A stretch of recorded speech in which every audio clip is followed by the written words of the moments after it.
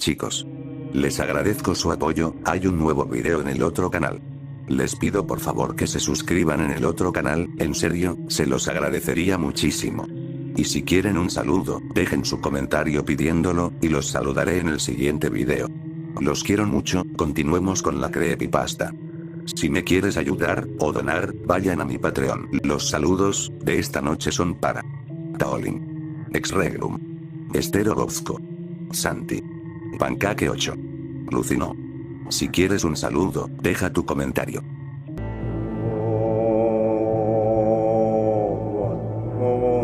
Salí del sendero por lo que pareció un minuto. Cuando me encontraron, había estado desaparecido durante 5 días. Todos me preguntaban dónde había estado. No tenía una respuesta lógica. Sigo sin tenerla. Todos sueñan con ir al Caribe, pero la mayoría termina en lugares como San Martín, Jamaica y las Islas Vírgenes estadounidenses. Ya sabes, playas abarrotadas, complejos turísticos enormes, trampas para turistas que parecen más parques de atracciones que islas. Son divertidos, sí, pero intercambiables. Podrías estar en cualquier lugar. Saba no es así. Saba es diminuta. Es básicamente un volcán inactivo que emerge directamente del océano, con una única carretera estrecha que serpentea por toda la isla. Eso es todo. Una sola carretera. Sin expansión. Sin cadenas. Sin atajos. Todo allí parece contenido, casi deliberado, como si la isla decidiera cómo te permites moverte por ella. La única manera de llegar es en una avioneta muy pequeña. Quizás 12 personas en total, incluyendo al piloto. Es tan pequeña que durante el vuelo, el piloto dijo por el intercomunicador: "Damas y caballeros, estamos, de hecho", y luego se giró para mirar y hablar directamente con los pasajeros de la cabina. "Esto es más fácil. Estamos a punto de iniciar el descenso hacia la pista comercial más corta del mundo.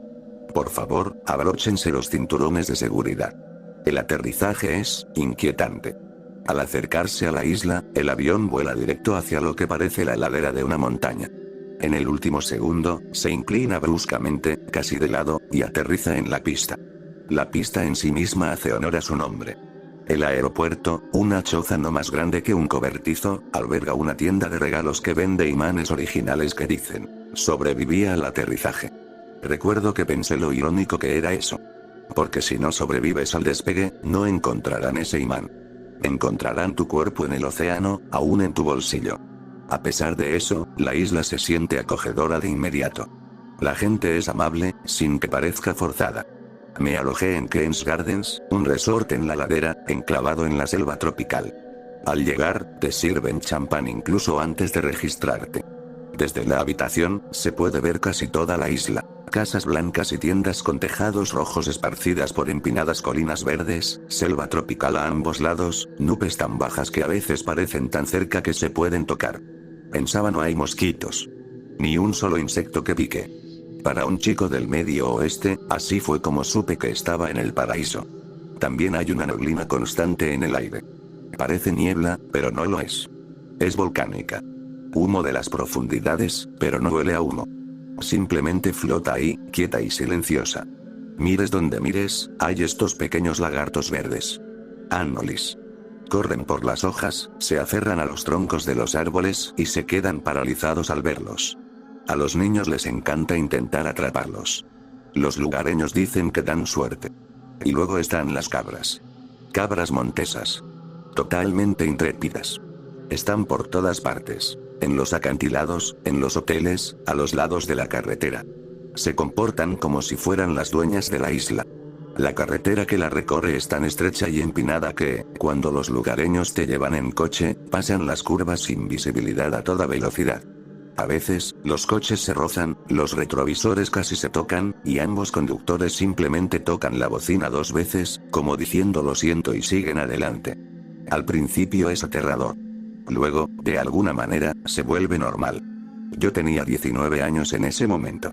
No tenía edad para beber en Estados Unidos, pero sí en Saba, donde no había límite de edad. Ese solo hecho hacía que la isla pareciera regida por reglas diferentes. La noche antes de la excursión, estaba pasando el rato con mis primos más pequeños cerca del complejo turístico. Estaban fascinados con los Anolis. En algún momento, se convirtió en un juego. Capturamos algunos. Luego unos cuantos más. Uno de los anolis emitió un pequeño sonido cuando mi sobrino lo recogió. Un pequeño y rápido chillido, casi como un chirrido. Nos pilló desprevenidos y entonces todos se rieron. Nadie esperaba que hiciera ruido. En un momento dado, uno de ellos me mordió el dedo. No fue muy fuerte. Apenas nada. No ejerció más presión que una pinza de ropa. No me dolió. De hecho, fue un poco gracioso. Recuerdo que pensé en lo inofensivos que eran. Que serían excelentes mascotas. Al final, teníamos una docena en un frasco de vidrio con hojas dentro y agujeros en la tapa. Los niños se reían, orgullosos de sí mismos. No los detuve. Yo ayudé. Parecía inofensivo. Inocente. Solo niños siendo niños, y yo siendo el primo mayor que lo seguía. No duró mucho. Una empleada del resort local se dio cuenta casi de inmediato y se acercó. Estaba tranquila, pero firme. Primero, regañó a los niños y les dijo que debían soltar a las lagartijas. Luego se giró hacia mí. La miré como diciendo los niños son niños, pero me di cuenta de que no la estaba convenciendo. Ella no levantó la voz. No hacía falta. Ella me miró como si yo debería haberlo sabido. Esto es una falta de respeto. No solo a los animales, sino a la tierra. Este es su hogar. No el tuyo. Dijo que los anolis no eran juguetes. Que pertenecían a donde estaban. Luego exigió que los liberáramos. Nos disculpamos efusivamente. Desenrosqué la tapa y vimos cómo los anolis se dispersaban entre el follaje, desapareciendo casi al instante como si nunca hubieran estado allí. Los niños, ya distraídos, salieron corriendo a jugar a otro sitio.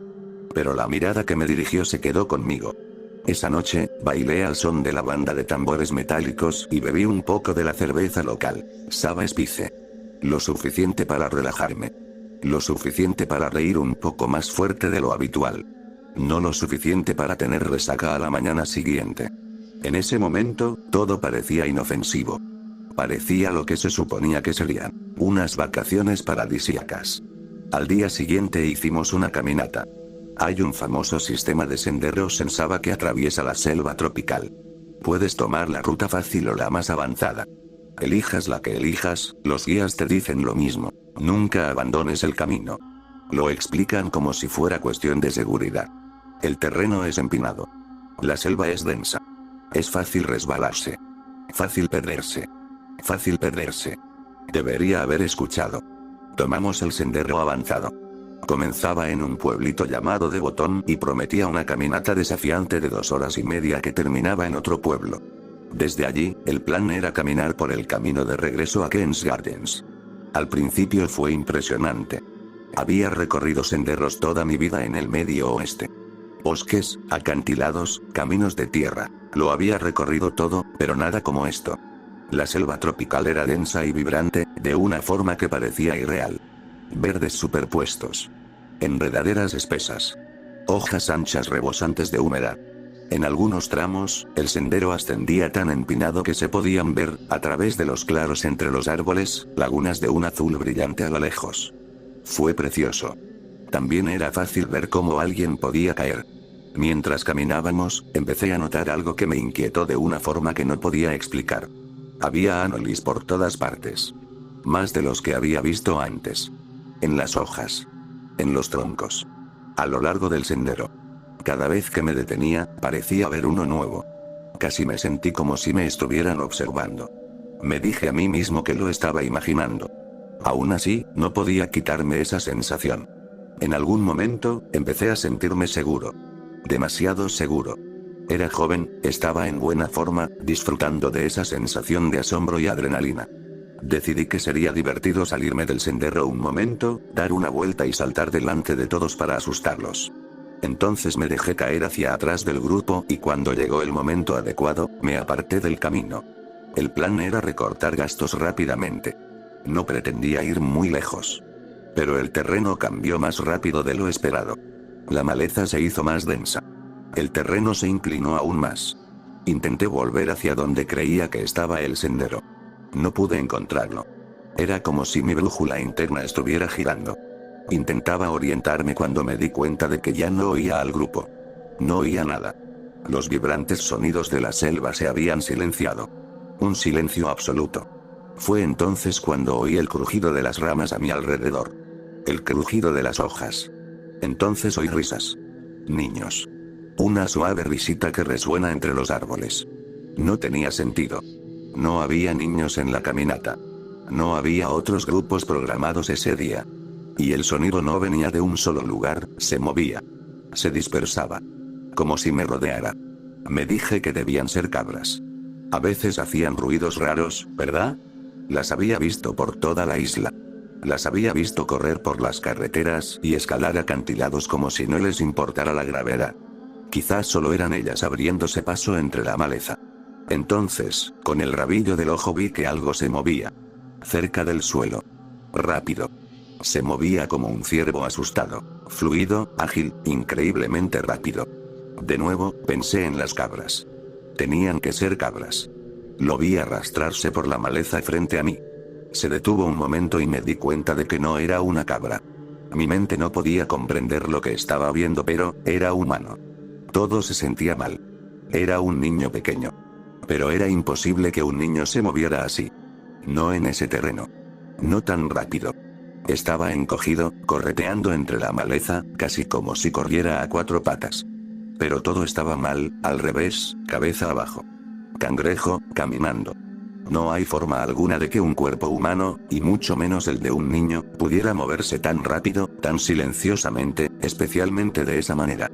De repente, oí que algo venía corriendo detrás de mí. Me giré justo a tiempo para verlo, solo por una fracción de segundo. Los ojos del niño estaban hundidos, vacíos, y de sus cuencas salían pequeños lagartos verdes. Docenas de ellos. Salían a raudales, derramándose sobre su cara invertida mientras se movía. Se abalanzó. No tuve tiempo de reaccionar. Caí hacia atrás y mi cabeza se estrelló contra un árbol. Todo se volvió negro. Cuando me desperté, me dolía mucho la cabeza. Un dolor profundo y punzante que parecía salir de detrás de mis ojos. Tenía el cuello rígido, la visión borrosa y, por un momento, no supe si tenía los ojos abiertos. Me zumbaban los oídos con un grito largo y agudo que fue apagándose poco a poco hasta que solo oí silencio.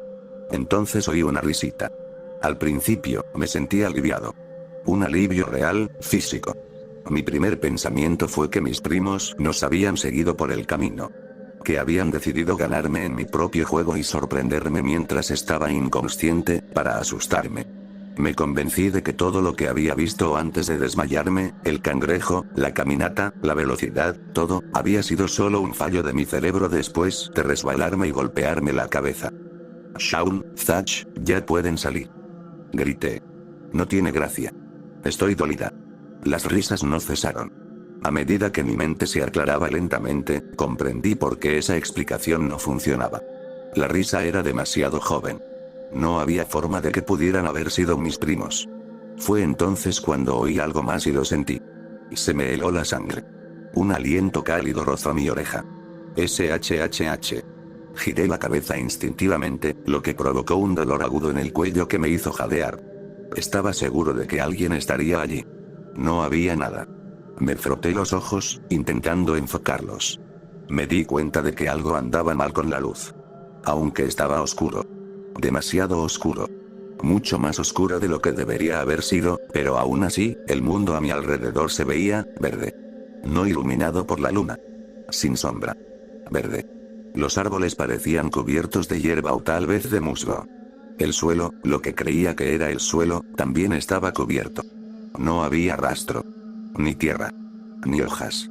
Bajé la mano y presioné la palma contra lo que pensé que era hierba. Se movió. No se balancea. No susurra. Corriendo.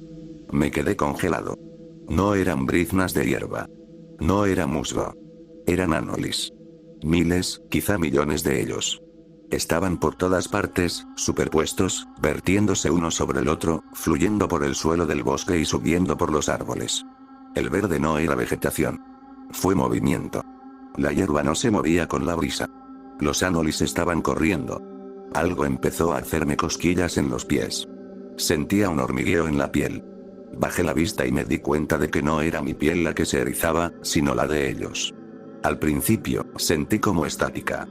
Como una vibración. Casi un cosquilleo. Entonces empezó la presión. Pequeños pellizcos, en todas partes a la vez. Intenté retirar los pies, pero el suelo se movía conmigo. La mordida no era intensa, sino implacable. Como si me hubieran atrapado 1000 pinzas de ropa a la vez. La risa todavía estaba allí. Pero ahora que era consciente de lo que me rodeaba, el sonido no era una risita. Demasiado afilado. Demasiado estratificado. Fue entonces cuando el sonido cambió.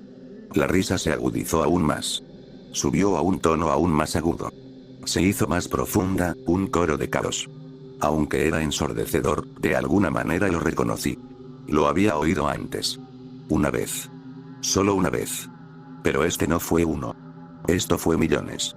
Intenté concentrarme en ello, y entonces me di cuenta de que ya no era risa. O tal vez nunca lo había sido.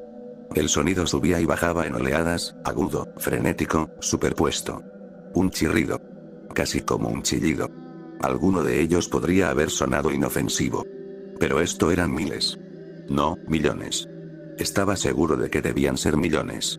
Sentí que el corazón me latía con fuerza en el pecho mientras el pánico se apoderaba de mí. Necesitaba salir. Así que corrí. Corrí hasta que mis piernas me traicionaron y se rindieron. El olor a azufre llenó lentamente mis pulmones mientras el mundo se oscurecía a mi alrededor. Cuando me desperté de nuevo, oí voces que me llamaban. Voces reales. Me llevó mucho tiempo entender lo que decían. Antes de comprender dónde estaba. Grité de nuevo, con la voz ronca, seca, débil. Me buscaban. Me dijeron que llevaba 5 días desaparecido. 5 días no tenían sentido. Parecían horas. Quizás menos. El equipo de búsqueda me acompañó por el mismo camino por el que habían entrado, pasando un cartel desgastado al borde del sendero. La colina de Sion, decía. Alguien se dio cuenta de que lo estaba mirando y dijo, casi distraídamente, sí. Le cambiaron el nombre hace un tiempo. Pregunté cómo se llamaba antes. Él dudó.